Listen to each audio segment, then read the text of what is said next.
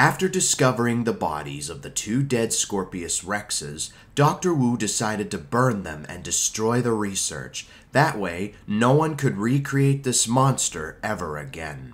That is until Biosyn arrived on Nublar. While looking for specimens to mind control, Louis Dodgson noticed something just outside of the abandoned visitor center.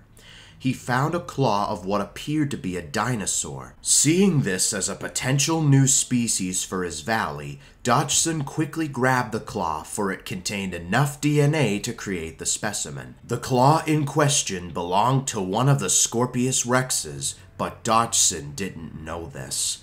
When he arrived back at Biosyn, he ordered his scientists to create the new specimen.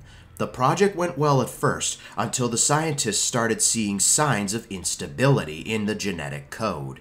Dodgson brushed it off by saying that maybe it was a potential new carnivore like Carcharodontosaurus or Acrocanthosaurus.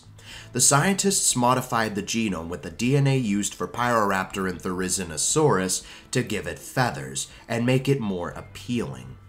Then they incubated the egg and waited for it to hatch. When it did, what came out was an atrocity unlike any other. It looked like a Scorpios Rex, but it was covered in feathers and had longer hand claws, most likely due to its Therizinosaurus DNA.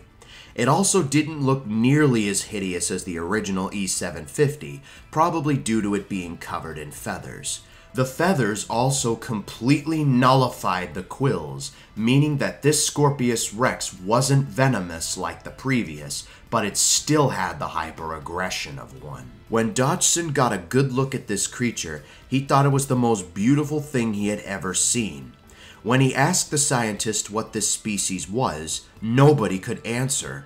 Everyone was confused by the animal they had just created.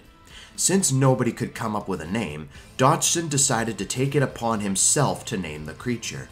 He named it the Dodgson Raptor, named after him. It was named that due to its raptor-like appearance. When it matured enough, Dodgson decided to release it into the valley. However, some of the scientists were a bit skeptical and told him that the creature was beginning to show signs of hyperaggression. Dodgson dismissed the suspicion and ordered the scientists to release it. This ended up being one of the biggest mistakes in Biosyn's history. As soon as the Dodgson Raptor was released, it went on a murderous rampage and chaos ensued. Plant life was destroyed, and many dinosaurs died during the incident. This monster even drove some species back into extinction. Realizing the mistakes he's made, Dodgson orders a capture team to subdue the creature and use the mind control chips to move the surviving dinosaurs to the center until the threat was eradicated. They tried lethal and non-lethal weapons on it, but nothing worked. Many people were killed while trying to subdue the creature. After it wiped out the mercenaries, Dodgson was forced to release Zeb, the valley's resident Giganotosaurus, to try and bring the beast down.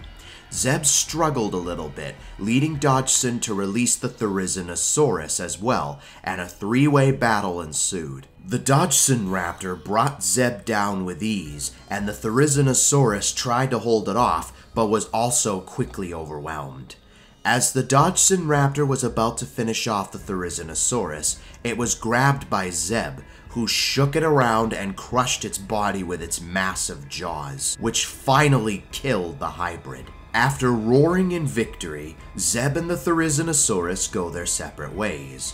Repairs took a very long time for Biosyn, and it cost them millions of dollars to make everything go back to normal.